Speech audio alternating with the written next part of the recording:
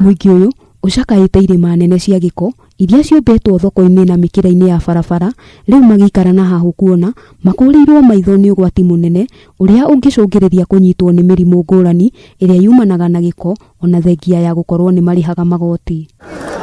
Rĩu nĩ marutĩire thirikari ya kaunti ĩno mũkana na kũmĩhe thikũ 7 ĩkorwo ĩgĩtheria ciara ici, na kwaga ũguo matacukie ikinya rĩa kwaga kũrĩha magoti. Hii imekuwa kama dumping sewage kwa muda mrefu.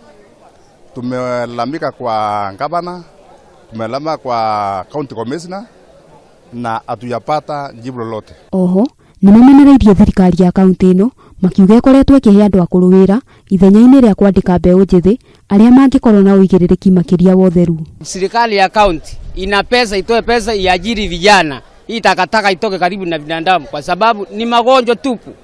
Si tuhangaika hapa na twalipa pesa. Ngari yenyewe pale kwa ngeti yalipa 14,000. Ona kuhana ũguo igeria rĩa kwaranĩria na arũgamĩrĩri a kaunti ĩno nĩ rĩringĩte ihiga. Handũ-inĩ ha Kameme TV, rĩtwa rĩakwa nĩ Wambui wa Njũgũna.